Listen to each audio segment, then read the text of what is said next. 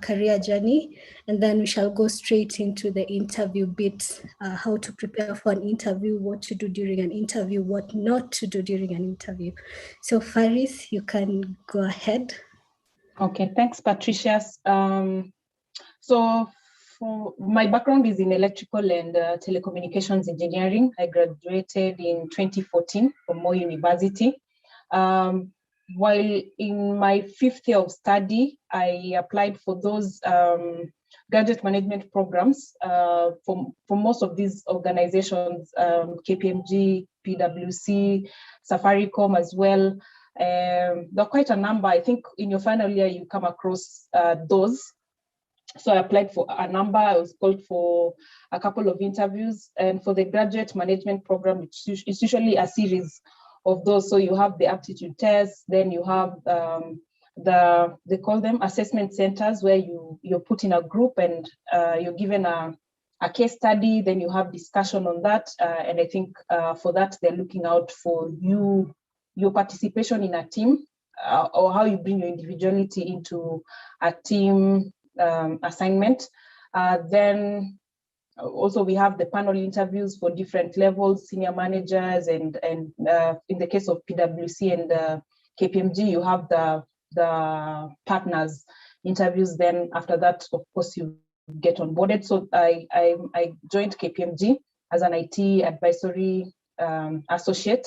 I was there for a short period, I think 3 months. At the same time, I was also interviewing for Safaricom. So when the opportunity came in, and for Safaricom, it was more aligned towards my career goals, so I jumped onto that. I joined Safaricom as a graduate management trainee, still in 2014. For the graduate management trainee in Safaricom, you do a rotation within the different departments or sections within Safaricom, so that you have that 360-degree view of the organization. You get to sit with the call center team, you get to sell phones at the retail shop, you get to sit with enterprise business, consumer business, you get to do those market activations. When you see that, it's called a rig, that big lorry that we go with to the market just to sell airtime, to sensitize people of the product. So by the time you're sitting in your role, I was recruited into technology. But before you sit within technology, you have that understanding of how the different units within Safaricom feed into the greater strategy. And even when you go into your role, you get to understand how whatever you do contributes to the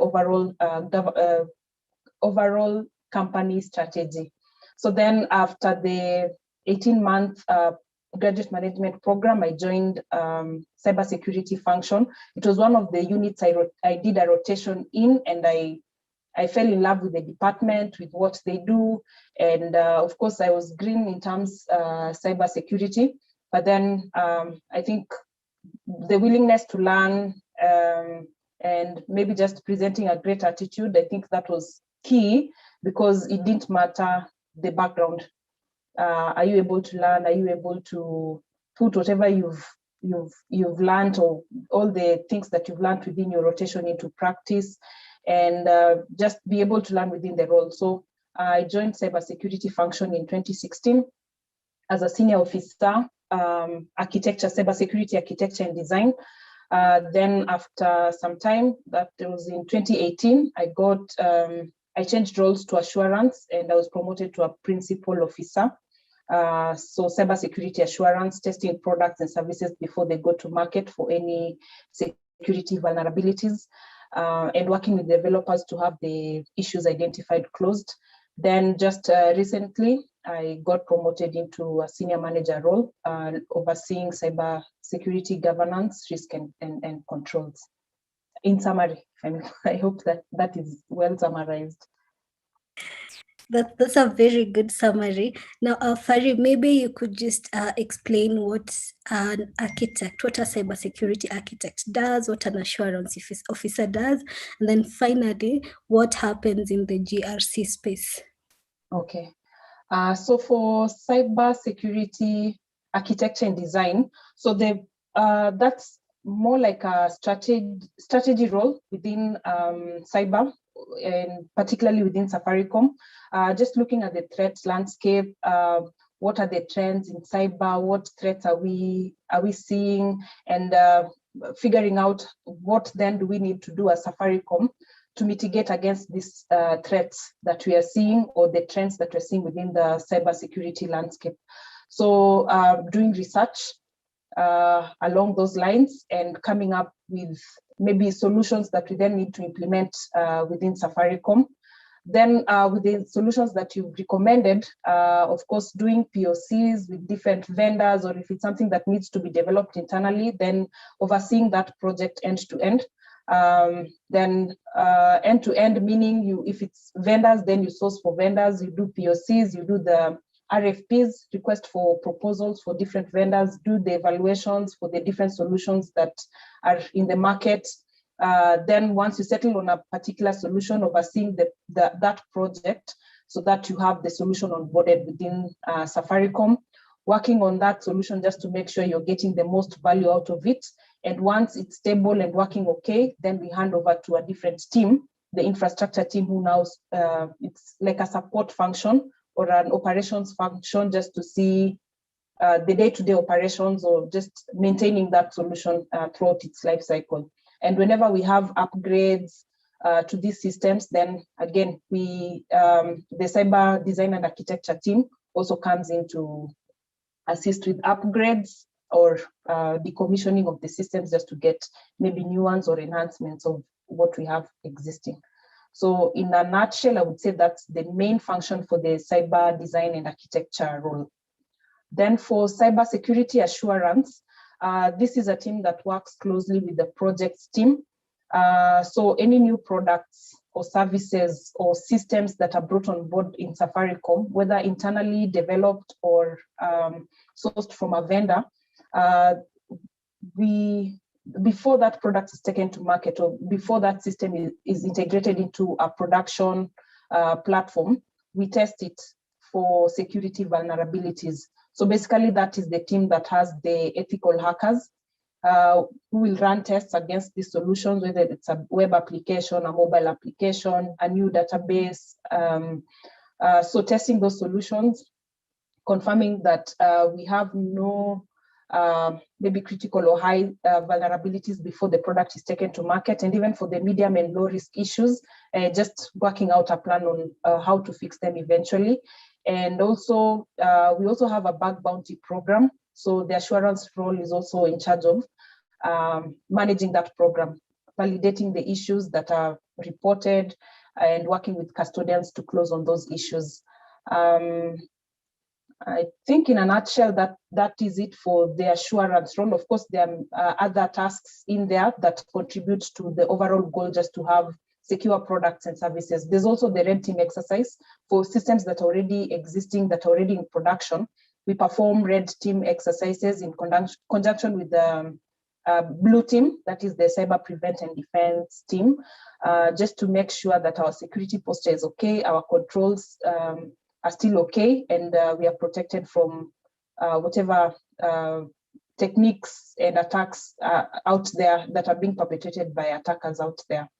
Then finally, in the GRC role, I'm still acclimatizing to the role. It's new, but basically it's just to make sure overall for the entire organization, not only cyber, but even functions like supply chain, human resource, we have solid controls.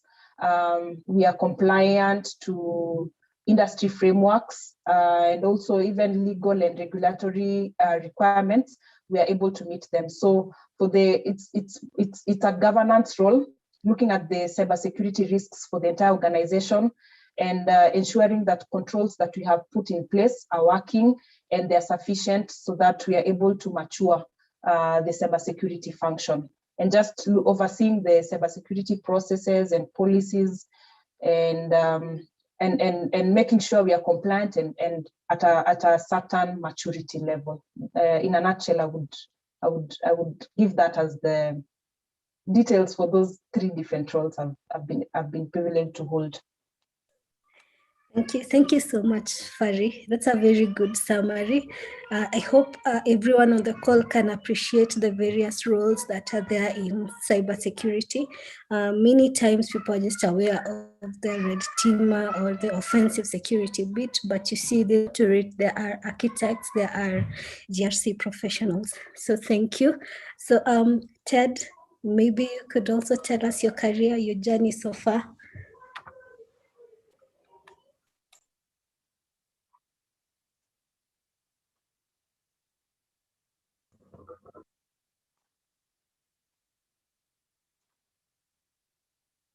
All right. Sorry for that. Sorry, let me just adjust my mic. Sorry for that. Yes, thanks, Patricia, and thanks, Faris. I didn't know your journey was that elaborate. Mine is not as elaborate, but I'll try and make it as interesting as Faris's was. So I started my work life way back in 2010. I applied to over 100 organizations, locally and internationally, because I was ambitious. I tried to work everywhere. I thought, or I felt I should not be restricted only to Kenya. So I applied to various organizations locally and internationally. So I had actually had a list of organizations that I wanted to work for. DHL was one of them. Verizon was one of them. T-Mobile was one of them. And then locally, I wanted to work in a bank. For some strange reason, in 2010, bank seemed the most agile organization. So I really wanted to work there. So I also listed a couple of banks I wanted to work for. Top there was Citibank, because it was international. It had a global presence and a regional presence. So I had an interest in that. So a lot of the organizations that I chose or I scoped out were organizations that were, if I should say, had local and regional presence within East Africa and also international.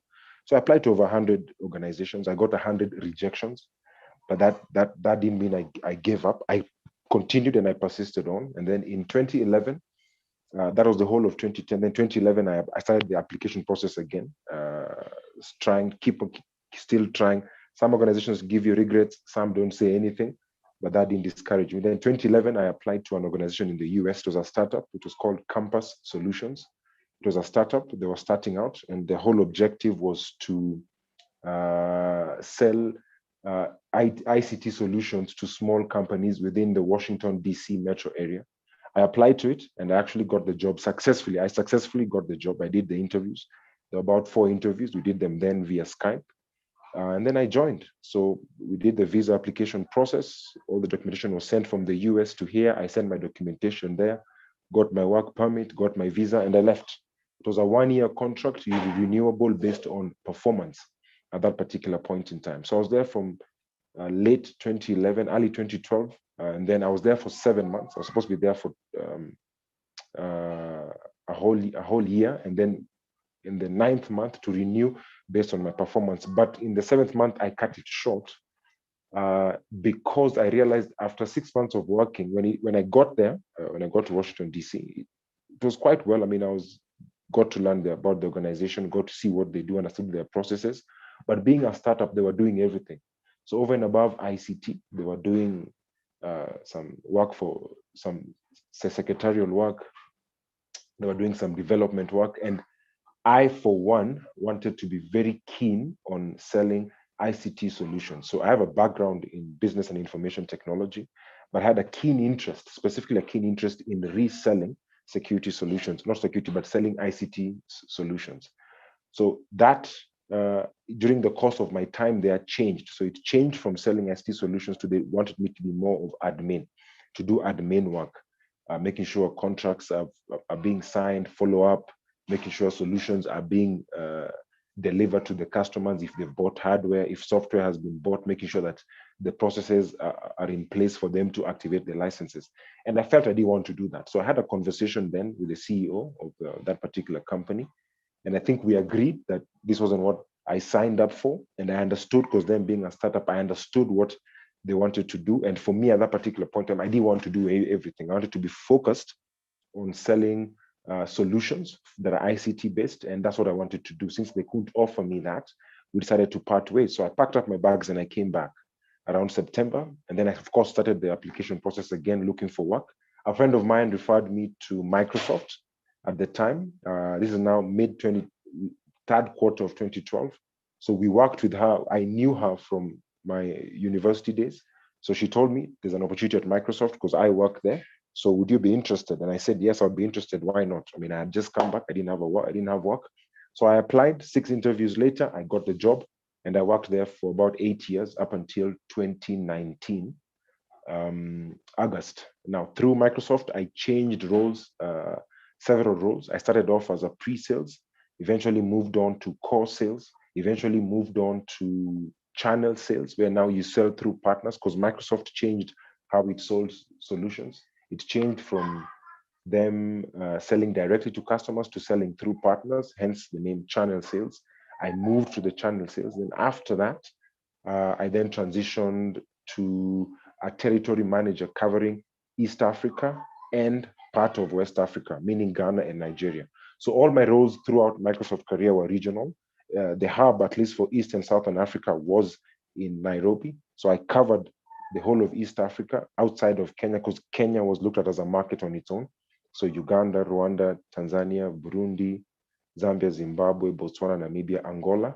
And then that transitioned through the years that I worked there, including Ghana and Nigeria. So there was a lot of travel that particular job involved. And then after that, I flatlined in the sense of I had many lateral movements. So my career wasn't growing upwards, it was growing horizontal. And I felt I needed to move up or take the next step. So what I largely did in Microsoft was I was an individual contributor. So I had nobody under me. There's nobody I was managing. Of course, I was working with various teams to deliver solutions, sell solutions, implement solutions, deploy solutions, ensure customers are happy, what I always wanted to do, ICT solutions. But I felt now I needed to grow because it was 7 years. I had done all I could do laterally. So I wanted now to manage a team because now I wanted to grow in my career. So that then made me starting to apply internally. So I got put on many programs, many fast track programs, many leadership programs that I felt I successfully achieved and successfully did. But an opportunity never really came up for me to then take that up. So I started looking out externally, and I looked externally, and Safaricom came up, had an opportunity. And that's when I moved to Safaricom in 2019. I did about 5 interviews, 5 interviews, if I'm not wrong. And then I joined Safaricom in 2019, September. And I've been there since now. So right now, what I do at Safaricom, I'm in the managed security services space. I sell security solutions, not me, but let me say the role, the function is to sell security solutions, cybersecurity solutions to Safaricom customers. And there's a whole lot of collaboration. And I got what I wanted, at least, was being able to manage a team. The team that I currently lead is growing, which is a good thing. It means there is need for the service in the Kenyan space, and there's need for resources for that to happen. So I'm happy about that. When I came, we were only 2 people. Now we are 5, and hopefully we'll become 6 in the next few weeks. And that's currently where I am right now. Yeah. Back to you, Patricia. Asante sana, Ted. It's I did know about your career journey. Sounds very interesting. And one thing I'm picking from you is to be deliberate about your career path and just be very goal-oriented in terms of your career. Myself, I work at the SOC in Safaricom, the security. Patricia, sorry to interrupt. Just before you continue, there's an interesting point you've said there about being goal-oriented. Let me just comment on that, if you allow me, Patricia, that is. Yes, please. Yes. So let me just comment on about since it's about seeing how to manage your own career, and maybe I can share a bit at this point. Maybe other questions can come later. But through my Microsoft journey, several times my managers wanted me to do specific roles, and I agreed. They told me, Ted, I think you're best fit for here. And sometimes I would say, okay, good. Well, majority of the time I agreed and said, okay, let me go ahead. That is because I felt my manager had my best interest at heart, which can be true or sometimes cannot be true. So you have to, at a certain point, I had to realize, does my manager have my best interest at heart to tell me that I need to work in this specific role? Is this for my manager's benefit? Because perhaps I'm a high performer, or because I'm a low performer, they want me out of their team or somewhere where there's no much work to be done? Or is this for my benefit as Ted and as the individual? Is it for my benefit for me to grow or to go to that particular role? So a lot of the roles, some of the roles I did in Safaricom, not a lot, about 2 or 3, it's because my manager recommended me for it. Some of them 2 out of those 3 I accepted because it made sense. The third one, and what made me leave, was that I felt my manager wanted me to move there because it was in his best interest. It was a new function that was being set up. He needed some people within his team, but I felt that was the best career move for me. So back to Patricia's point, you have to be very deliberate about what you want. And sometimes you have to take a step back before you take 2 steps forward. When I joined Safaricom, a lot of people at Safaricom asked me, why did you leave Microsoft to come to Safaricom? And the question is always there, the money, the travel, the bonus structure at Safaricom, at Microsoft was good. You had an international company that makes billions of dollars. You have a local company making billions of shillings. Well, why would you make that move? For me, it was because of what was in the best interest of TED. Not staying in a company because it's reputable may not be in your best interest.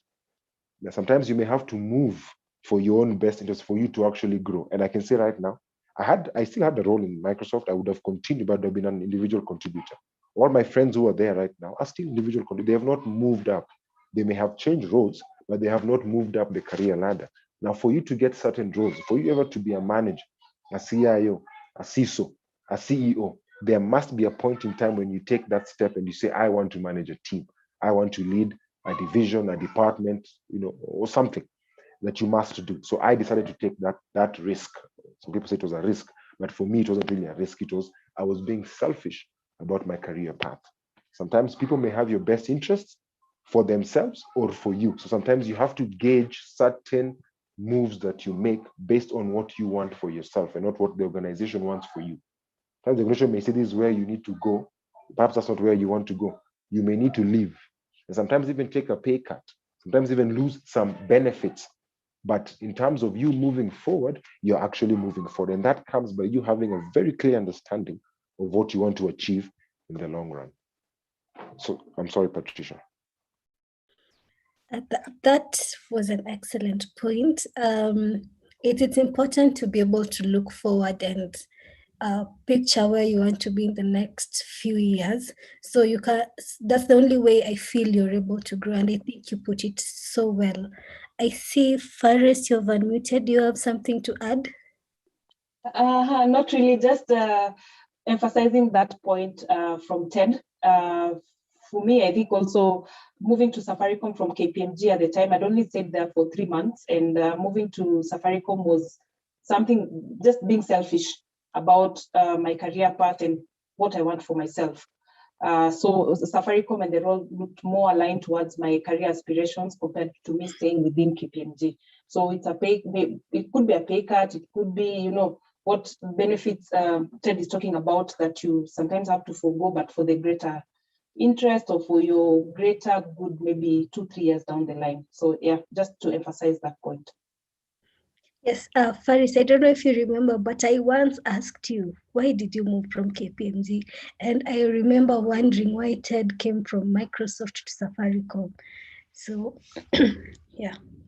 Now, myself, I'm a SOC person. I'm an incident response manager at Safaricom. I work with Ted and Faris.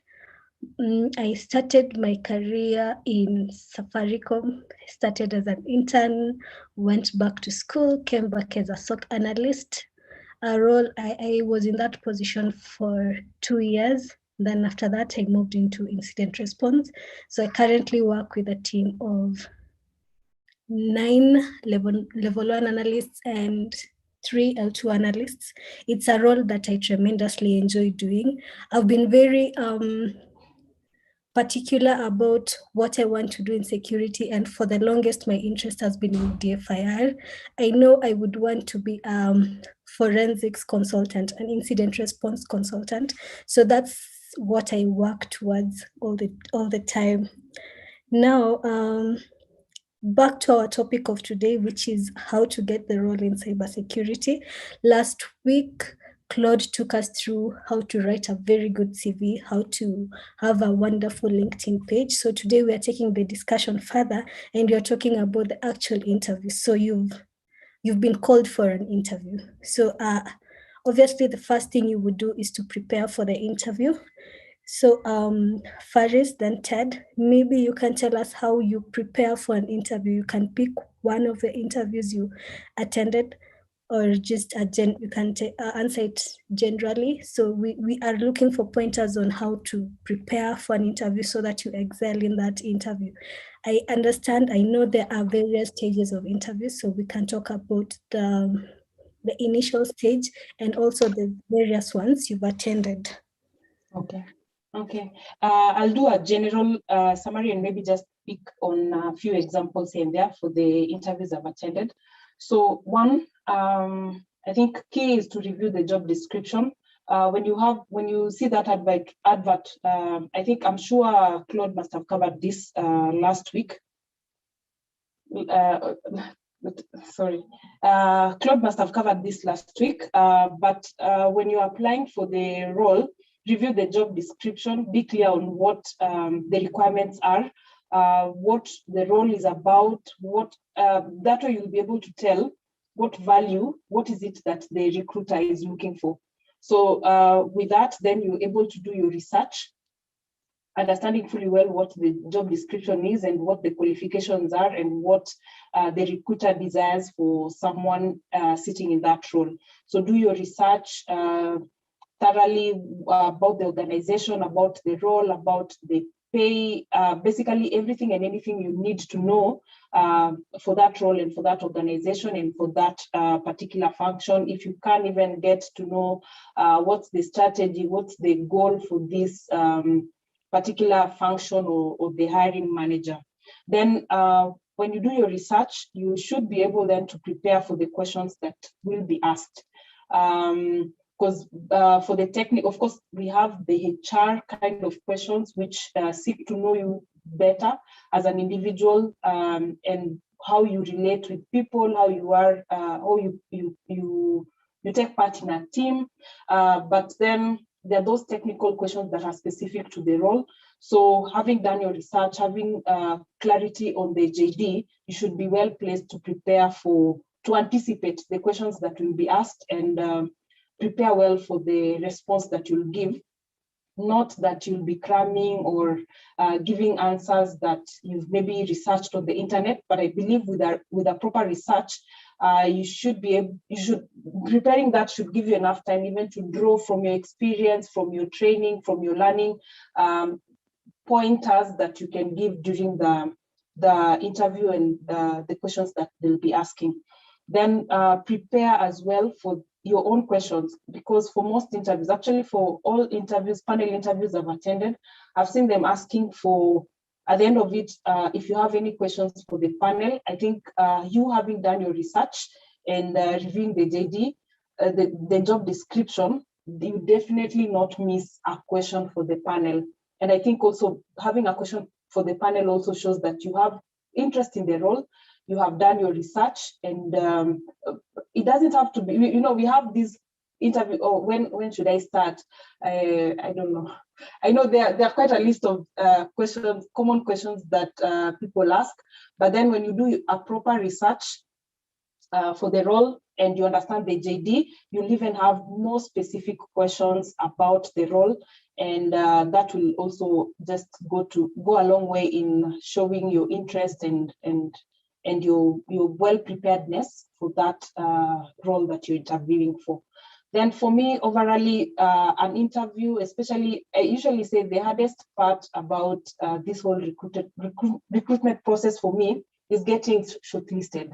So once you get shortlisted, then the rest I feel becomes easier, and especially the oral interview, because I look at it as a conversation with someone, because they're getting to know you better, getting to understand your attitude.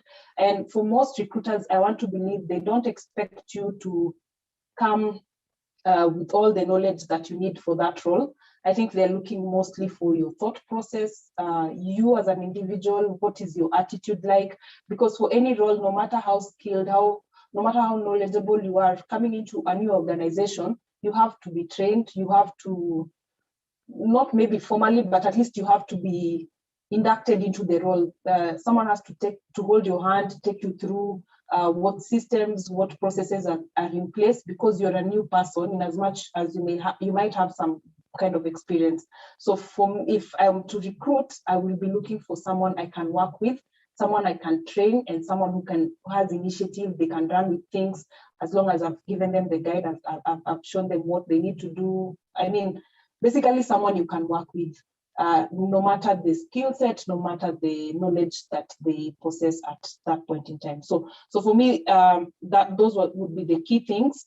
Then maybe just drawing from examples of the interviews I've attended. There's usually the aptitude test for most of the graduate entry-level kind of roles. Mostly they'll start with the aptitude test. These are basic tests, math tests, English comprehension tests, maybe just logical reasoning, or this pattern, what are they called? Numerical tests. So those ones just need practice. Go online. There are so many platforms that are offering such practice, aptitude practice tests. Practice as much as you can, because once you do as much aptitude tests as possible, then you can quickly draw the pattern. So it will not take you a lot of time to figure out maybe a sequence or to figure out a logic, because you've done a lot of practice. You kind of have an idea of how or what the question is asking. Other than the aptitude tests, the other test is on the personality. It's usually also automated. So for personality tests, I usually, again, do your research, even if you're going for the aptitude tests or even the personality tests, in as much as it may look like it's not related to the role, do your research on the JD, do your research on the organization and the values that they treasure. And that way, for the personality test, you should be able to answer. I'm not saying that you fake it.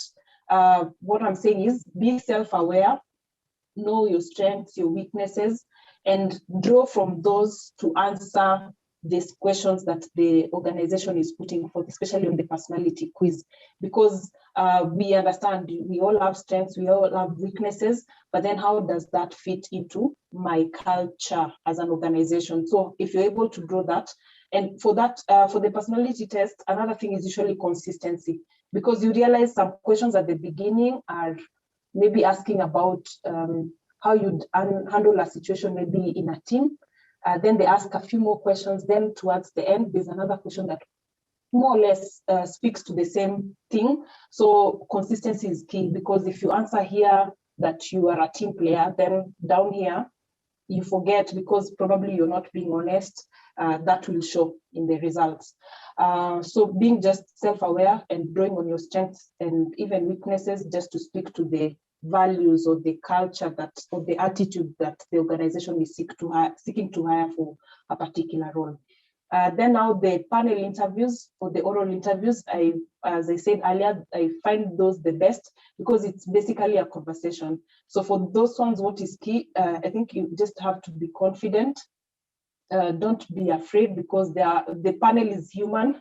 they're all human, and even if there's someone bad, I don't want to use the word bad, but you know, there's some people you can meet on a panel and they come off as very, I don't know, scary.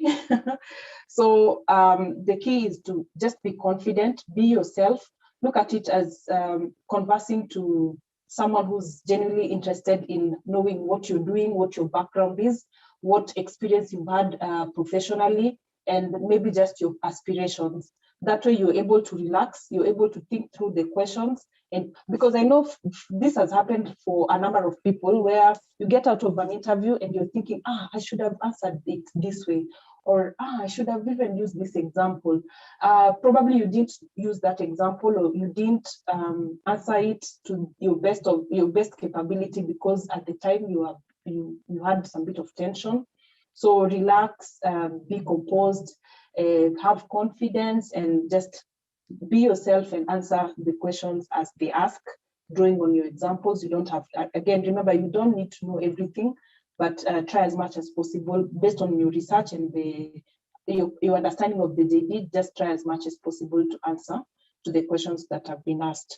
Yeah, I think those are the key things I would call out. Oh, and there's one more, the assessment center. That's also one of the interviews, that processes, stages that come up in mostly the graduate management program, where you're put in a group you're given a challenge and you discuss through. So for some people, you'll find someone wanting to outdo someone else. Maybe someone is talking, you want to hold the whole conversation, you're not giving a chance for other people to talk, you're not taking initiative, you're not being audible, you're not being articulate enough. So for the assessment center, mostly it's how you fit in a group, how you're able to work in a team. So for me, key is be proactive. Maybe if it's a meeting, offer to take notes or chair even the meeting. Not even chair, just facilitating, ensuring that everyone has gotten a chance to say something or to present on something. Then the other key thing is give people a chance to speak. When someone is saying something, you don't have to jump on it, or you don't have to have an opinion for everything. Just hold a nice, normal conversation, focus on the challenge that you've been assigned, contribute, give your contribution, and also just be aware, be a team player. Yeah, that's what I would call out for the interview process. Thank you, Farid. That's a very comprehensive description. So I really hope we are taking notes. Personally, I'm taking notes. So I hope every one of us has a pen and paper or notepad and typing. These are very important notes and pointers. So we shall go to Ted. How do you prepare? Now we are hoping for you to give us the perspective for international companies. How do companies outside of Kenya recruit? How do you need to prepare? Patricia. And also for the senior roles of Safaricom, how recruitment done? Yeah. Wow. Okay, I think I'll just give okay what I think needs to be done over and some tips that at least that I've learned along the way. Perhaps that can help. I don't know if that is fit for an international companies, but I think some tips that I've learned along the way in places that I have worked locally and internationally. I don't want to add anything that Faris has said, just I'll say whatever Faris has said, those are foundational. Those each and every one of us must do. Whatever role you're applying for, whether it's an entry-level role or a top-level role as a CEO, all those are things, all those are foundational that you must do. You must make sure you go through that. Those are the building blocks that will enable you to be confident. One biggest thing I see at interviews, and the ones I've done right now, is lack of confidence. A lot of people come to interviews not looking confident, which could be as a result, either you've not gone through the JD well enough, you've not understood what role you're applying for, you've not taken time to research. As a result, then you're asked one question, you freeze and you mumble something, and your interview predominantly ends there. So everything Faris has said, let's make a point to make sure we do that. What I can add on top of that, and perhaps what now can get the door open, because all of us are trying to get to the door open. I'll give a scenario to explain this. There's a role that was advertised for at least the team that I work in. We needed one analyst, and in that particular analyst, 167 people applied for one position. 167 analysts applied for one position. 33 were shortlisted. About 7 were interviewed. 2 or 3 will go ahead and meet the final interviewer for them to be hired. 167 for only one position. What should you do as an individual to make sure that you're shortlisted so that you can come and meet the cut? Because and even the HR gave me feedback that going forward, when you're getting one person, you should shortlist at maximum 4 people from 167. I mean, I felt bad that so many people actually want to make changes in their career. So many people want to move. Many people want to come to Safaricom, want to learn something new. And I only have an opportunity for one. At least the company only offered opportunity for one. So what will get you over the edge? Of all those CVs I reviewed to shortlist the ones that came, the differentiating factor was how the CV was formatted. Because everybody is skilled. Everybody has required certifications. There are a lot of information that is out there. So at the onset, because I can't see you face to face, the only way I can be able to assess an individual is how they are presenting themselves on paper. And that doesn't mean you have to give me a booklet of 20 pages. It means even if it's 2 pages or even 3 pages, how is it presented? How is your indentation? Have you used the same font from beginning to the end? Have you used proper line spacing? Is your CV colorful? That doesn't mean you have to make it a rainbow, but are you differentiating your jobs by, you bold, you underline, you give your points, the next aspect come. Have you tailored your CV to the job description? Some people use their CV that they used 20 years ago or 5 years ago or 2 years ago, and they just use the same CV and apply. Because it's a job, let me just throw my CV at it. From 167, 33 were shortlisted. That means over 100 were not shortlisted. From the 33, 8 were brought. That means over 20 didn't make the cut. So then what do you need to do to make sure you get the cut? It's how you present yourself on paper. That is the first interview that happens. So how you're presenting yourself on that 2-3 piece of paper is what will differentiate you. Look for what modern CVs are. Some people take a word. Some people even send their CV in Word. Shocking. For me, that's a no-no for me as Ted. Your CV should be in PDF so that depending on whichever format it is opened in, the individual, that you don't lose formatting. Some people may not have an updated Word document. So therefore, the formatting may get lost. So to ensure that it remains the same, put it on PDF. And once you've done so, make it presentable. Don't just write one prose. And then another thing that I see, people write their names, date of birth, marital status, what bond they are in, and I think we'll get to that question, what are do's and don'ts you shouldn't do, and a lot of other things. There are a lot of biases people have towards certain things. It's called unconscious. I did a course on unconscious bias, and that course told me Ted is geared, is biased towards two types of personalities. One, people who are outgoing, and then two, people who are analytical. So that's the bias that I have. And then three, I'm geared towards, if it's the male side, tall people and dark. Now, how can you assess that with a CV? But it says that's what I'm geared to. To the ladies, some who are light-skinned, and then also some who border on being quite dark. That I have a bias for that, for having a bias towards those kind of, to the ladies and to the gents. So the course, at the end of the course, it tries to tell me not to make sure I'm not biased to those prejudices that I have in my mind. Whatever reason, it could be maybe how I was socialized, how I grew up, what I continuously saw.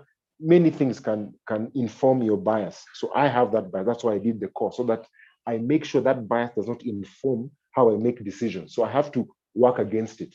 So to do that as an individual, some people may not have done that course. How do you present yourself on a piece of paper to make sure that you make the cut so that the door is open for you? There are two ways the doors can be open. Either you know someone internally to push your agenda for you, or you just apply. Now we'll work with the one for applying. You have to make sure you present yourself excellently on that piece of paper. Do proper indentation. Have a map. My CV, the one that I did, someone helped me do it, and I had to actually pay for this because I had to invest in presenting myself. The way you invest in education, invest in presenting yourselves.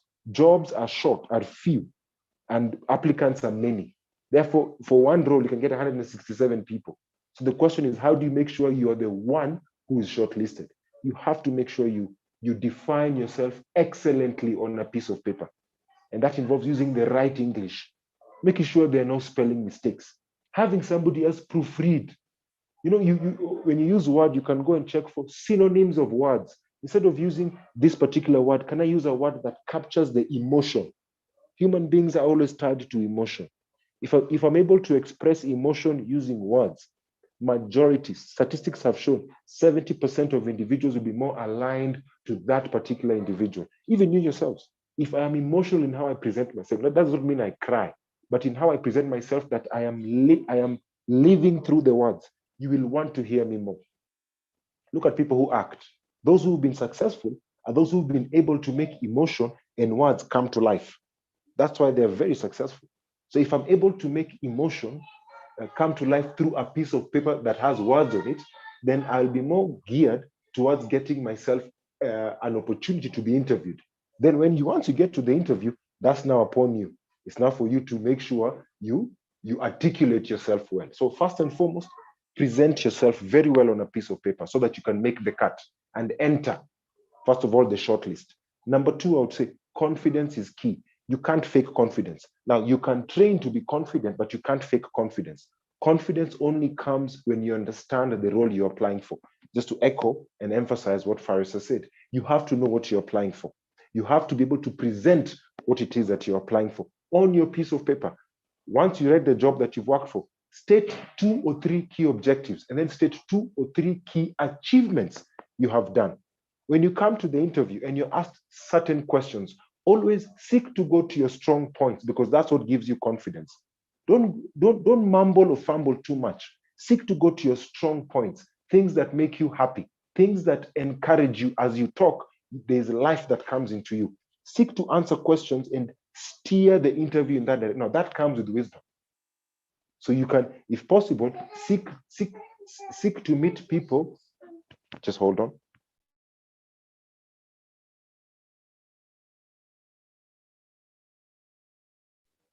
I apologize for that commercial break. I had a stakeholder who had some question.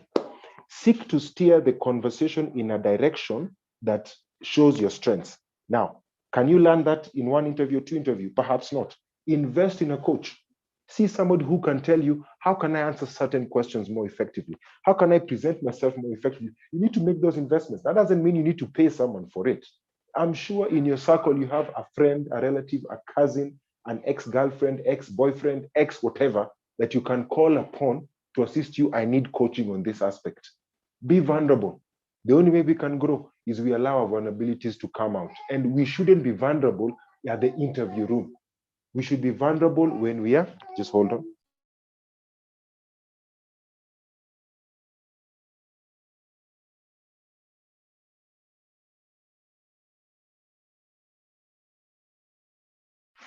You have to be ready to be vulnerable. The more vulnerable you are, the more you'll be able to grow. Now, sometimes we become vulnerable at the interview room. That's not the place to be vulnerable. The place to be vulnerable is in your preparation room. Get a coach, get a mentor, get a friend who's in the HR space, get a friend who understands organizational structure, get a friend who is in senior leadership, get somebody who can be able to guide you. Ask them to ask you questions, see how you present. Do presentations even to people around you. Say, I'm going for an interview next week, I want to present myself. I'll be asked, Ted, who are you? And we'll cover that question. Explain who you are and see what they say. Gather those tips, write them down, practice, look into a mirror, talk yourself through, see how you smile when you answer a question.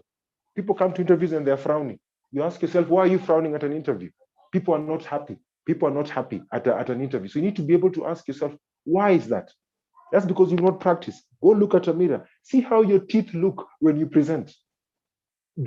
Does your mouth dry up when you're talking? And if it does, go with a bottle of water.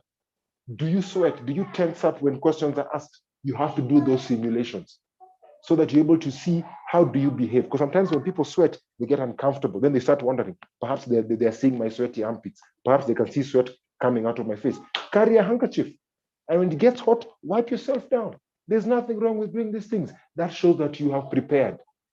And that's how you'll get across, because when these things happen, you'll know what to do, because you'll know how to behave, and you'll take the necessary course correction to get yourself comfortable.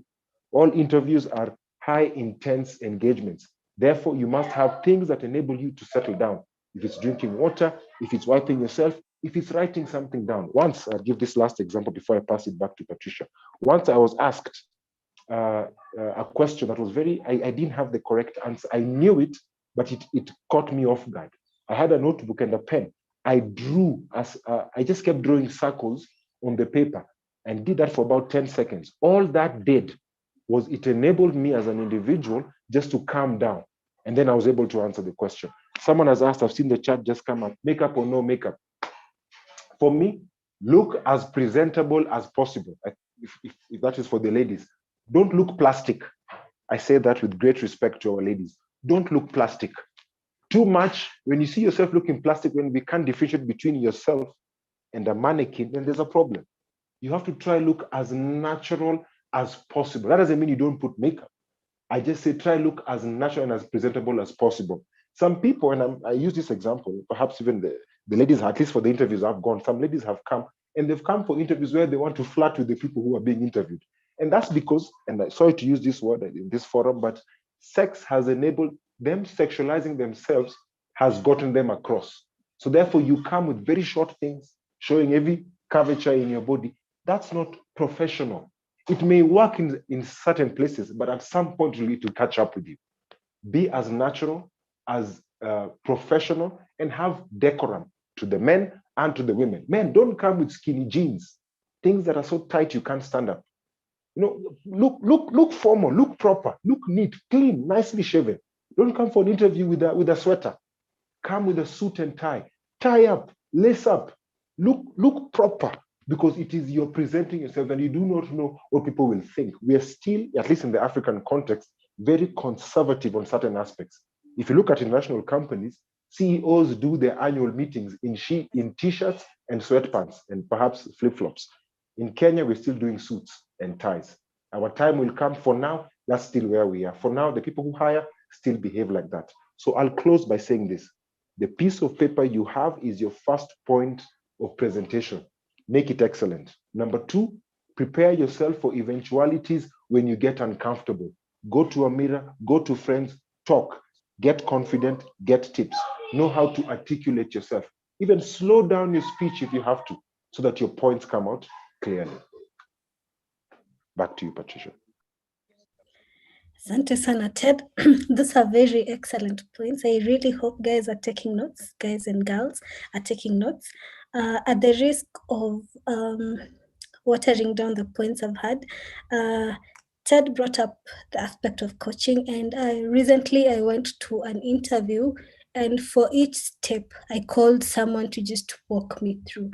So when Ted says coaching, yes, you can go to a PR firm and they will help you with your image and coach you on how to take interviews. But coaching can also come from your friends, from your peers, and from your mentors, people you admire. So I reached out to Ted. He was able to give me some pointers, and that helped me to be more confident in my interview because I felt I know what to expect. And then also on confidence, on makeup, if makeup makes you confident, by all means, but make sure you're presentable. If you're not used to makeup, do not try to experiment during an interview. Just go in a way that you are confident and comfortable and yourself. Another point I wanted to bring up was on the JD. The JD can give you hints on the technologies that are used in that company because, we are talking about these are technical interviews most of the time. So it would be a plus if you were able to read through the JD and see what technologies are used there. Then you go read up on that technology. An example, if you're going for an interview for a SOC analyst, part of your preparation would be to read what a typical SOC analyst's day look like, what tools are typically used in a SOC. So go read about what a SIM is, what a SOA is, what an EDR is. So just understand the JD. It will also boost your confidence. And finally, leverage on your networks. If you know someone who works in that company you're interviewing for, have a chat with them. Ask them, what technologies do you use? What do people in this department do? Just make use of your networks. Now, the next question I would want us to tackle is one that I feel many people don't do so well in interviews. It's the one that's usually asked by the HR person. Tell me about yourself. So, Fari, how do you normally approach that question? Then Ted will also tell us how you approach that question. And then from a hiring perspective, what would you look for in an answer to that question? Okay. I think for me, I like that question. And when I go to an interview and they don't ask me that question, I usually feel disoriented a little. I usually expect it to be the first question because it's more or less an introduction of who you are, your background, your experience, and how they're going to contribute to the role that you're applying for. So tell us about yourself. Already they know your name. I don't think there's any harm repeating that. And maybe just to give you somewhere to start. For me, I usually structure it. Okay, my name, as you may be aware, is Faris Mora. Your educational background, what have you studied, maybe from what institution and maybe when you graduated in just one sentence. Then go into for an introductory role. I think most of the focus would be on your background, your major, what you've studied in college that is most relevant to the role that you're applying for, any internships, attachments you've held, and the experience that you've gained from that, from all that is also most relevant for the role that you're applying for.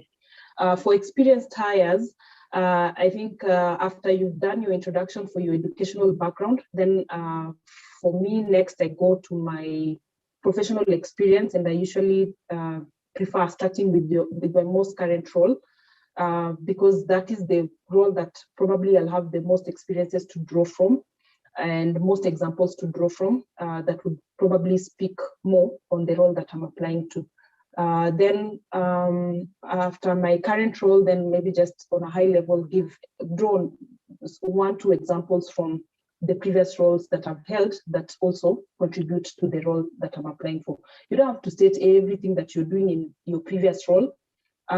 Just pick, again, I'm just going back to the research and the job description. When you again take enough time to go through the job description, do the research, you're able to pick on your educational experience and your professional experience. You pick on examples, or you pick on the key things that you'd like to highlight. Again, this is the question that, okay, but before I jump on to something else, after you've taken the panel through your professional experience and how it's going to contribute to the role that you're interviewing for, then maybe just highlight some of any certifications that you've had besides now your education, your maybe bachelor's degree, any certifications, again, that are relevant to the role, and any personal trainings maybe you've done on Udemy, on O'Reilly, that are also relevant for the role. Then maybe speak on your strengths, what value you want to bring on the table. I usually don't speak about my weaknesses if they've not been asked, but if they've asked, sometimes they are very specific and they tell us about yourself, your educational background, professional experience, your strengths and weaknesses. Then at that point, you can also give your weaknesses. But then also, I think it's a question that we'll tackle, how to answer that aspect of weaknesses in the interview. So the other thing about this question that I like is that it sets the pace for the rest of the interview. So depending on how you answer it, it can make the interview go south, or it can make the interview the best experience that you've had. Because based on the questions, based on the topics or the items that you highlight when you're answering this question of tell us about yourself, then the panel will be picking things from what you say and asking the follow-up questions. So if you want maybe the panel to focus on your experience as a lead for a certain project that went very well for you in your previous role, then highlight that, and then maybe the follow-up questions will center around that. If it's maybe on a certain certification, but then at the back of your mind, just make sure you're making all this, whatever details you're giving are things that are relevant to the role. So maybe just as an example, I would say something like, my background is in electrical and telecommunications engineering. I graduated in 2014 from Moi University. Currently, my role is in cybersecurity assurance, which entails 1, 2, 3, 4. Within this role, this is what I've been able to achieve. Before joining maybe Safaricom as a cybersecurity assurance officer, I was holding this position at this organization, and before that, I was doing ABCD. It's a professional hire. It's what I mean. If it's not an entry level, you don't have to go far back. Just speak the key ones. You don't have to mention the internships, but if there's an internship that you feel has some sort of exposed you to some experience that is relevant to the role, then it's important to call that out. So yeah, I think in summary, that's what I would say. the best question to have in an interview. Based on the research and your understanding of the JD, you can tailor it to work to your advantage. And that would be able to steer the rest of the conversation for that interview.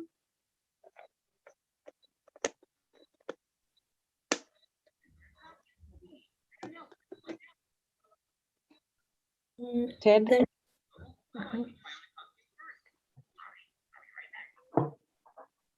Sorry. Patricia, just ask the question again. Yes, yes, Ted.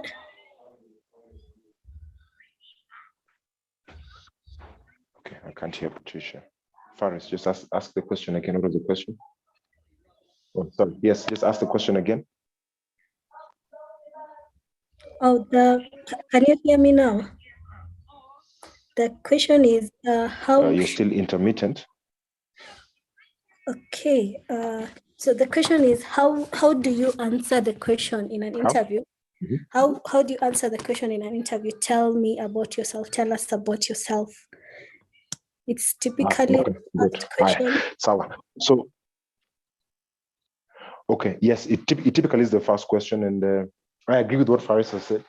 I normally take a different approach whenever I'm asked that question. I take an approach where I tell them the things that I like doing as hobbies, and then through that, I then share my strengths and my weaknesses, and I'll give an example of what I mean. And why I take that, let me say why I take that up. I take that approach because largely telling them about the schools I've gone to, with what roles I have done, the professional aspect, already they can see it in the CV.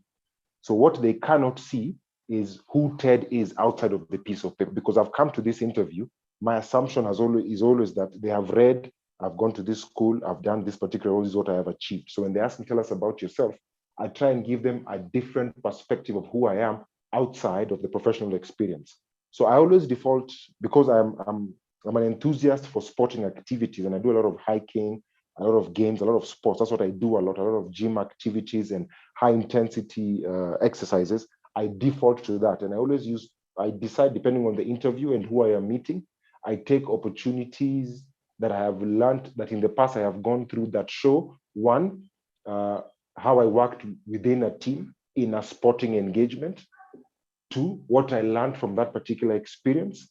Three, what were the weaknesses that I went through. And then four, how I bounced back. Those are the four key areas that I go in whenever I'm going for an interview. They say, tell me about yourself. For the Safaricom interview, one when I joined the role in 2018, when I was asked that question, I went through an experience that I had in 2018 when I went to climb Mount Kilimanjaro. So I climbed it twice, 2018 and then 2019, before I did the interview. So 2018, I talked about how first we were together as a team. I was the one who was doing the logistics. So that shows element of leadership. Of course, I didn't say I was the leader. I said my role there was to sorting out logistics, making sure the people on in Moshi were ready for us, doing all that communication, collaboration, timeliness. I talked about that. Secondly, the journey up the hill, talking about how we had to come together as a team. Some people were weak, some were strong, how we had camaraderie, how we had to band together and soldier on. Number three, how I failed to summit because I thought I was overly confident. I thought because I knew, because I was the strongest for the first 4 days, on the last day of the hike, now the day for summit, because I was overly confident in my heart, I felt I could get to the top. I was the first one to come down. And I explained that, and I say it in a joking manner. Then what happened is the people in the panel, they all laughed and they said, you are too confident. And that settled me. It means they were listening to what I was saying. So those are some of the tips I also look at in terms of when I'm talking, is the audience listening to me? So I give that example. Then quickly I say what I learned from that particular experience is that don't be too confident. Don't be too cocky. Don't think because you're the first one to get to one particular base camp, you'll be the first one to get to the summit. You have to take your time and pace yourself. You have to take steps back and learn. So that's what I said. Then what did you do next after these learnings? I went the next year, which is now 2019, and I summited because I took the lessons from the previous year and I executed them. And all this, remember, is I'm applying for a job. But how I'm phrasing these experiences is to show Ted is somebody who can collaborate. Number two, Ted is somebody who, in this particular, he's applying for a leadership role. I am showing through my personal activities, I can be a leader. Three, I'm willing to take ownership when something goes wrong. and willing to introspect myself and see what went wrong, doing a doing a SWOT analysis on myself. Number 4, how I'm able to bounce back from that experience and then be able to take the challenge ahead. Those are qualities that people look at when they're seeking to hire somebody who will either lead a team, lead a department. So therefore, how do I explain that without referencing what is already on my CV that can show those things? So I use a personal experience to bring to life. Somebody asked, how do you show emotion? That's how I show emotion, to bring to life an experience I had by articulating this particular journey. And then I go through that. In case you have any questions, I'm happy to answer. Now, if there's a follow-up, okay, but tell us about your job experiences, then I can go to it. But normally I lead with that.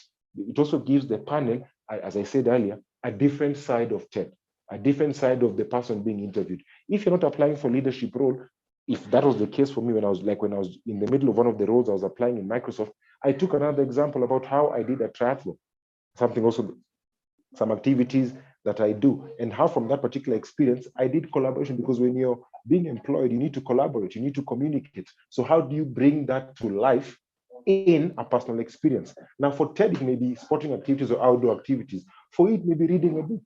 For it, maybe, I don't know, painting, doing woodwork, drawing, whatever what you do as a pastime, whatever it is, find a way to structure that experience to define the role that you're going for and to expound on who you are as an individual, so that they can see a different side of you other than work. Because at the end of the day, yes, there is work, but then there's the human. So what does the human do outside of work? You can't say you work 24 hours. What else do you do? Because those things that you do are also part of what defines you as an individual. So yes, you can answer the question as explaining yourself, I'm this, I'm this, I'm this. This is what I do. I never go through the experience of saying, I am Ted, I am the third born, I am married to one wife, I have one son, his name is so and so, he's done A, B, C, and D. One question also I was asked, what has been your biggest challenge in your life? I think that was one of the last interviews. And I said, raising my son. He's now 3. That was one of my biggest challenges. And I took the person who asked the question through a 5-minute experience of why that has been a specific challenge. And I saw from how he responded to the question, to my answer, that he could see the effort that I went through. He could see the child, because even he himself also has a few children. So therefore he could understand some of the things that are gone through. Now, you may not have kids, but you may have at least raised a child, been in the presence of somebody else. But that's just my experience. You can have your own experience. I'm just giving examples of what you can bring to life about yourself as an individual that can define you in the role you're applying for. Because every experience you go for and you've gone through can be used as a stepping stone to articulate who you are as an individual. So I never go through the textbook answers of I am this, born this, did this, got a C minus, then did this. No, I take a different approach. That does not mean that the approach is wrong. It just means there are different ways of skinning a cat, all to achieve the same objective. But you must know how to explain it and how to, again, answer because the question was, tell us about yourself. How does that tell the people, the panel, about who you are? So I agree with what Faris has said. You can decide to take a different approach. It's all up to you. But just make sure you answer the question. Don't get into stories about how you had fun when you were climbing the hill, how it was exciting. That wasn't the question. What does it say about who you are as an individual? Okay. Just to add on to that, I think that answers the question I've seen on the chat where someone is asking, they've been asked to tell us about yourself with the caveat that it should not contain what has already been stated in your CV. So yeah, I think Ted answers that. And also just to add, for some, also the caveat is strictly keep it, educational background and professional experience. So depending on how that question is channeled, I think you have different ways of skinning the cat. So Thanks, Ted. Thanks, Faris. All those are very excellent points. Personally, my approach to that question is a hybrid. I would talk about my career, my experience, my education. Then I would add something personal, something unique to me. Now I see we are behind on time and we still have 2 questions to go. So in the interest of time, what should you not do in an interview? Fari and Ted, what is the one thing or few things that you'd never ever do in an interview? Maybe Ted, you can go first. I'm trying to think through that one. All right. Some of the things that you cannot do in an interview: don't panic. I know that sounds cliche, but try not to panic. And the only way not to panic is have something to write on when you ask a question that you do not have an answer. Number two, don't lie. Never lie. People can tell lies. A lot of people in senior management are coached, and they do trainings on how to detect lies, on how to detect somebody who's not authentic. There are body cues that are given. There are certain subtle things that are asked. They can ask you a follow-up question later, and if they don't match, they can be able to tell. So don't lie. If you don't know something, say you generally don't know. Someone asks you a question, you don't know the answer, say, I don't know, but I am willing to learn. See, now you've used a negative response, but given a positive outlook of who you are. So don't lie. Number three, don't come to an interview with shabby clothes, unironed. If you don't own an iron, get an iron. If you don't know somebody who has an iron, where you sleep, put your shirt under the mattress, sleep on it. The next morning, it will be as straight as an arrow and as straight as a ruler. Put it on, make sure it's clean. Don't come overly colorful with 1,000 colors. Be subtle, but be smart and be articulate. So those are some of the things that you don't do. So don't lie. Don't panic when a question is asked you that you do not know. It's already a tensed up atmosphere. So it is expected that you will panic, but try to keep calm. And as I said earlier, the way you can keep calm, talk to yourself. Have a glass of water if you're somebody who chokes up or your mouth dries up a bit quicker, or you sweat a lot. Have some tissue, have some handkerchief to clean yourself up when these things are happening. Don't show up late for your interview. Don't. If it's an emergency, try make a call before 20 minutes before. Something is happening, I cannot make it. Please, can we reschedule? I apologize. Try do all these things. Don't never ever be late. In fact, it's better for you to be 5 minutes early than 2 minutes late, because it says about who you are. If you, now because of COVID, a lot of interviews are in person, but if you're going, are online, but if you're going for an interview that is in person, and say the drive is an hour, maybe you're told to interview will be at 11, leave your house at 7, hoover around that area, smell the building, touch it and see, wow, this is where I possibly might work. Envision yourself in that organization. Be there at 7, walk around, chill, be at ease. Don't start leaving the house at 10 for interview at 11. Nairobi streets can be dangerous. Anything can happen. Your car can break down. Traffic, Uhuru can be present, Uhuru can pass, and you're in jam for 3 hours. Don't. Wake up early, clear your schedule, be there even 3 hours before. Just be around that area. Where if anything is needed, you can even walk. If it's a 5-minute walk, you can quickly walk. If it means you calling your friends to keep you company, call them to release your tension. Ask them to accompany you. Do such things. So never show up late, never lie, don't panic. And the way to avoid that is to prepare adequately and have other ways of mitigating things when you panic. Also know what you do when you panic. When I panic, I sweat. So what I try to do is I try and make sure when that is happening, I spread myself wide. I open up my armpit so that I don't sweat, and it obviously shows.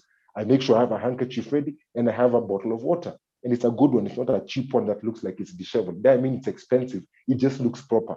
And I take it to cool myself down. And that has a cooling effect. It cools my mind, which then in turn I tend to cool down. So know yourself as an individual. What else can I think of? Yeah, I think perhaps those are some of the things that I can say for now. If anything comes up, maybe I can add. Okay. For me, in addition to what Ted has already said, I think for some questions, and I already see it on the chat, you'll be asked, maybe tell us maybe an example of a time you had a disagreement maybe with your colleague or your boss. Be clear on the examples that you want to give. Just make sure you don't say horrible things, in as much as maybe your previous boss or your previous colleague was a horrible person. Just make sure you keep it very professional. Pick the key learning or what the disagreement was about, and the key learning or the key thing that you did about it, but never badmouth your boss or your previous employer. Then now we have interviews being virtual. So on Teams, the interview is done maybe on Teams or Zoom. So still try and maintain eye contact. I've seen sessions where, yes, it's virtual, but the eyes are just, going around. I don't know how to explain it, but then you're not maintaining, in as much as it's virtual, you can still maintain eye contact, sort of, as in don't be fidgety with the chair, you're looking up, you're looking sideways, you don't seem to be present for the session. I think that's what I can add for now, but that's over and above what Ted has mentioned. Also, just to emphasize sorry, Ted, just to emphasize on Ted's point about being early, I remember going for my interview at Safaricom. I was a little late. I mean, I underestimated the time I would take to get to Westland. So I got there and I crossed the road. At the time, they didn't have the barriers from the Shell petrol station crossing over to Safaricom house. And it was a place where I was not supposed to cross because there was a zebra crossing behind and the footbridge at the front. So I just assumed, I alighted and just crossed. And the policemen just hovering there, and they called me, no idea that I was going to get caught. And I was already running late for the interview, so they called me, and I was just clueless. I went there, and they're like, crossing at this point is wrong. We need to put you in or something like that. And in my head, I'm just thinking, good Lord, I am late for the interview. Even if I'm thinking of bribing these people, I only have like 200 bob with me in my pocket now. I can't even bribe them with 200 bob. As in, I think I just panicked and they saw it in my face and I think they just had mercy, but it could have taken a different turn. I don't think I would be here at this point because it was for the same graduate management role interview I was coming for.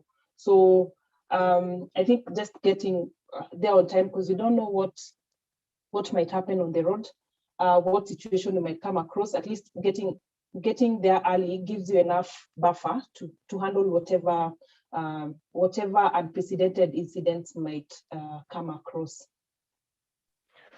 All right, maybe something I can add, just to maybe comment on what Faris said. Don't bribe. If you're late and you're arrested, go to jail. Call the interview person and say, you're sorry, you're late, you got arrested. For reasons you can't explain now, but don't bribe. Yes, something else I can add.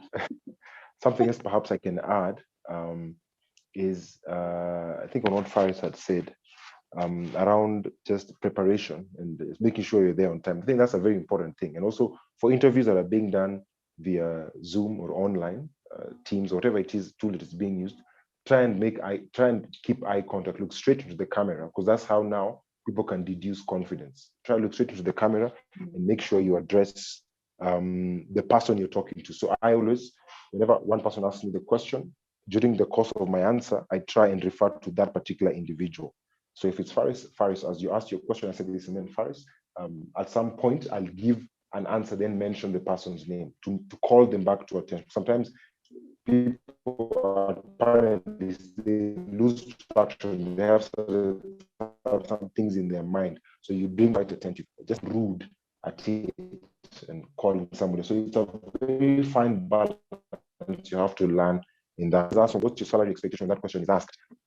Try and deflect. I actually asked this to our HR at Safaricom just last week, and they told me try and deflect. And how you deflect is you say you're willing to work within the salary expectation that the company has. If they say no, but tell us what you expect. I said I'm happy to share that, but I would also like to understand how Safaricom is structured and how you cluster your salary bands. And he told me, but so what happens? Who wins that argument? And the HR person said it's the person who blinks first, because it's a negotiation. Saying that doesn't mean you lose the opportunity. Doesn't mean you lose the interview. It just says you're willing to listen to what they have to offer. Now, if they really insist, then you can go ahead and say, in my case, they really insisted. We spent we had a back and forth separately. And then the person said, Ted, just tell us what you expect. Of course, then I answered. But try and see if you can fit. Like, I'm willing to fit in your structure. I'm happy to understand how your pay mechanism is. Perhaps you can let me know, and then I can be able to answer this for you. See, now you're taking the question back to them. Maybe you can let me know for this particular role, what's the salary expectation? how do you band it? What's the high, mid, and low range for this particular role? And then you can be able to answer, and then see how it goes. There's no right or wrong answer. It's not a question, a showstopper question that will kick you out of the interview, but it's just seeing how you can negotiate and discuss that. So that's my comment on that. Somebody who said also, never badmouth your previous employee or employer. The panelists will think if you can badmouth them, you'll come and badmouth us as well if you're leaving or to somebody else. If a bad experience happened, talk about your learnings from it. We all have nasty experiences. Even the best of organizations have nasty experiences because you're dealing with people. What did you learn from it and how did you bounce back? Don't talk about how I was a nasty manager, it was a nasty company, they didn't even pay us well. I don't even know why I worked there for 3 months. Never talk like that, because you're coming to another organization. If that's how you talk, the company may not always meet your needs. Nobody can ever always meet your needs. Even your own parents cannot meet all your needs. So the question is, can they at least meet some, and can you work with that, and then you grow from there? So don't badmouth, don't talk ill of places where you were and they gave you a phone, because that where you were has enabled you to get to this particular interview platform. So don't badmouth. Talk about what you learned, what made you better, and how you can grow from it. Yeah, back to you, Patricia. Asanteni sana. Very good point. I just want to add one point. Don't give long-winded answers and don't give very short answers. So be cognizant of time and put your answers within a reasonable time limit.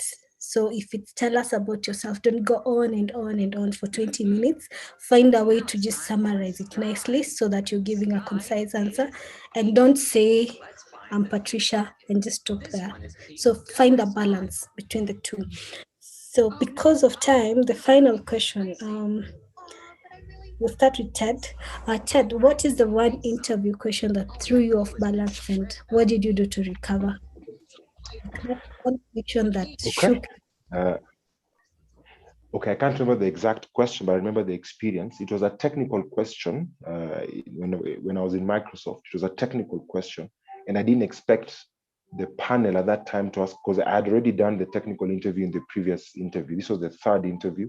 There were a series of 4. It was a technical, I can't remember the exact, but it was a technical question on a security solution that I hadn't dealt with or worked with before. And it threw me off because I didn't, first I wasn't expecting a technical question at that particular interview. So therefore, I was quite shocked that they went there. So I kept quiet. So your question is, that was the scenario. Number 2, what did I do to bounce back? I was honest and I said, for this one, I've not researched on it. I didn't prepare for this particular sort of question at this point, but I'm willing to learn from this experience, and I'm willing to actually take the necessary steps outside of this interview to go and learn and research more about it, so that I can be able to answer this, not just now, but even in the future, should I get this particular role. That's genuinely what I said, because I genuinely did not know that answer at that particular point in time. Now, that also is a caution. Don't make sure you don't know everything. You must know some things.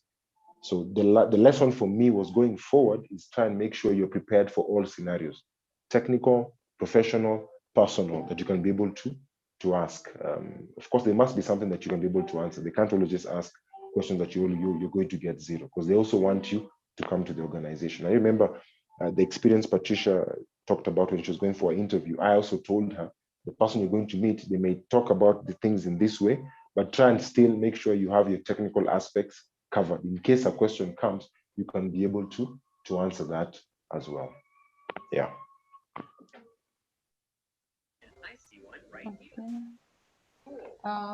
For me, Patricia, are you saying something?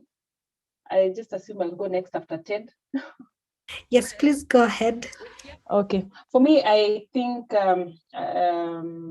of course, there are technical questions that you'll be asked, and they'll throw you a little off balance. But as Ted mentioned, just being sincere and honest and saying that you're not able to answer it, or maybe you're not well prepared for that kind of question, and you're willing to learn. That willingness to learn is a key factor.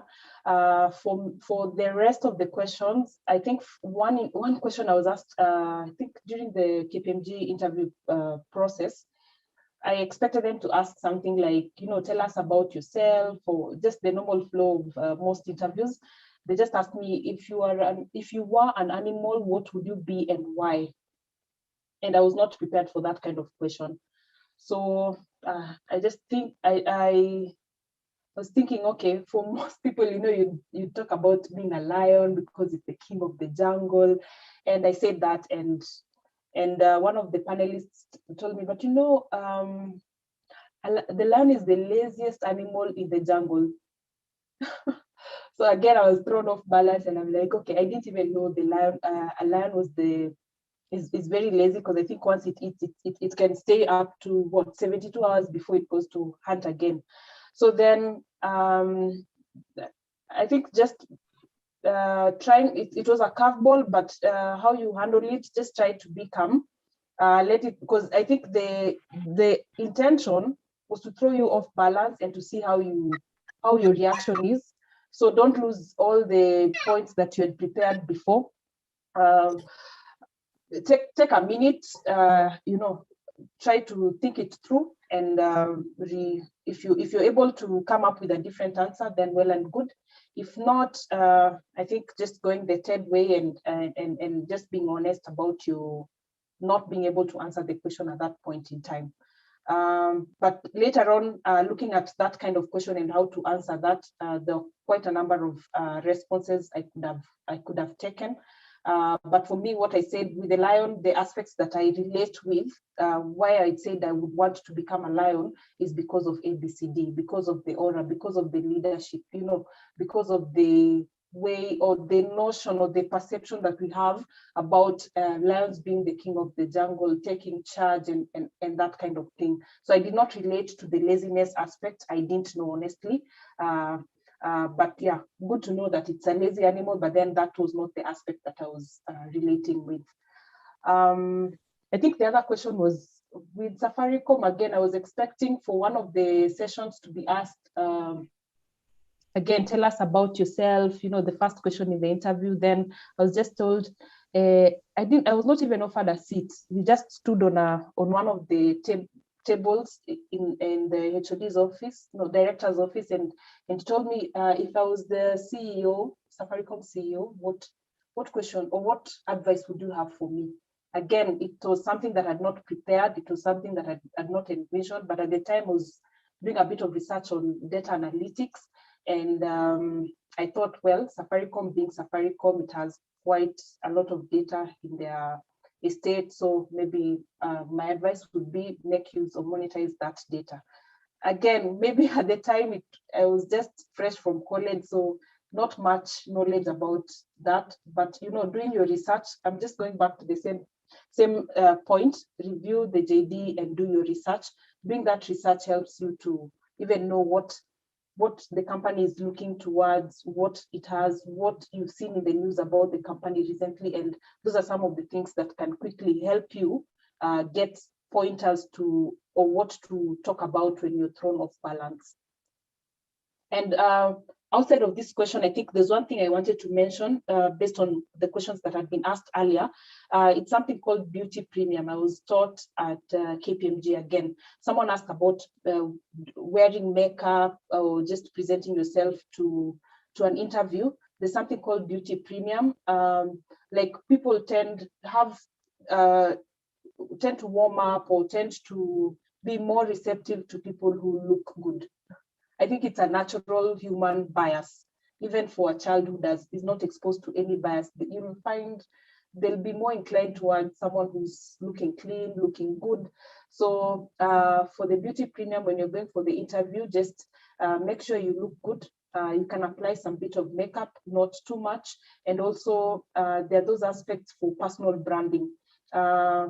How you sit, if it's a physical interview, how you walk, your posture, all those things count. How you shake, your handshake has to be firm, eye contact, all those things count. So ensure you leverage that beauty premium to be able to get that audience or to command that audience. People can listen to you, and people want to hear you talk, and so I just felt I needed to add that as well. Asante sana, Farid. That's an important point. Asante sana. I see Chris has raised his hand. Chris Magal. Yes. Yeah, this is Chris. Hey, Patricia, how are you doing? I'm fine, thank you. How are you? All right, thanks. Yeah, and I just want to appreciate, like, for the host for doing this. Actually, you guys don't know how much it means to most of us, and especially given that there are 80 participants here. So I just saw you guys are talking about the interview, and I thought I would actually chime in. I do a little bit of the interview coaching here and there in the data analysis and the IT world. And one of the foundational questions that actually gets people off is actually what you guys are talking about. So it's this not generally a question. It's just a quick comment here. So basically to the question, like you're caught off. Basically, you don't know anything about what the person is asking, right? Okay. And at the end of the day, I think you have to come back to what the agenda of the interview is. And the agenda of the interview is to be able to measure you up, to size you up on whether you can be able to do the job or not, right? So I think going back to what the requirements are as far as the job is concerned is the best escape route to any question that they want to pose at you, right? So going back there is actually the best ultimate. So for example, I've been asked so many questions. And in fact, almost any interview, there will always be a question that you will be lost about it, right? So what is Maestro? What is, at the time, I did not even know what Active Directory is about 5 years ago and all that kind of stuff. So they ask you these questions that you have got zero clue about on how to go about them. And I think that the best way there is basically reestablish a topic. Don't respond to the question. For me, I choose to respond to what I know. So I create my own question and respond to it. But that is within the confines of the requirements of the JD, of the job description. So for example, if you're going to ask me what is black box testing, and I don't know what black box is, but I know the general topic is testing, then I'm going to respond about the testing. So if Patricia asks me, hey, Chris, what is white box testing, right? Say, hey, Patricia, in my last role, I worked as a QA. And in the QA, we did 3 things: unit testing, regression testing, and system testing. In doing the testing, we came up with the test scenarios, test script, and finally, validation of the reports. I did that throughout the course of the project. So you can see what I'm doing. What I'm doing is I'm trying to run away from the word white box testing or black box testing or whatever the testing is. And I'm simply responding to my own question, because there are really challenges to trying to respond to the exact question. One is that you'll get stuck. If you get stuck anyway, and they realize that probably they may actually have misconceptions about that, because they may be thinking this guy probably he knows nothing about testing, or she knows nothing about testing at all. So that is essentially the problem that we might actually end up getting into, right? So essentially, at the end of the day, what I'm trying to say is that if you come back to the job descriptions and what the interview is about, they're trying to understand whether you can do the job or not. So even if you ask me, which is your favorite animal, right? I mean, my favorite animal is an elephant. Is vicious, is strong, it protects and all that. And that's exactly what I will be doing when I join your job, your team. I will be protective of the team. I will be protective of the client's requirements, and I will try to do those things that are within my power to make sure that the project succeed, of whatever deliverable that we're trying to work on actually goes ahead to the completion. So I'm not stuck to the animal. I'm stuck to the JD. So I'm simply using your question to navigate back to what we are actually talking about, right? So I hope that helps for those who will be getting into the interview sessions here and there. But I appreciate the rest of you guys, for taking your time and doing this. Thanks. Asante. Thank you, Chris, for that. So I think we've come to the end. Tumemaliza muda wetu. Thank you, Ted. Thank you, Fari, for taking time to join us. We appreciate your time. So I'd like to invite Laura for the closing remarks. Thank you so much, Patricia. It has been a great discussion as usual.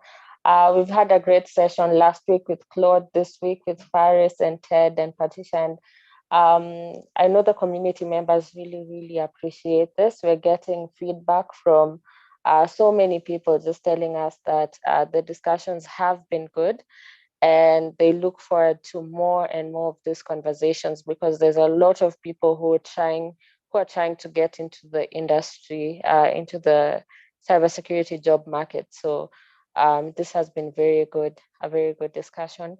And Patricia and Faris, Patricia is one of the leads at SheHacks. Faris is one of the founding members, and so it's great to have these two amazing women who are there from the very beginning, just coming back and sharing with us the knowledge. Of course, I'm sure a lot of you have interacted with Patricia. She leads SheHacks with even myself, so it's great to have her as part of the conversation. We also have, let me just acknowledge the team from Tanzania, University of Dodoma. Thank you so much for making it, and we really appreciate you joining us, and we hope that you've learned a thing or two.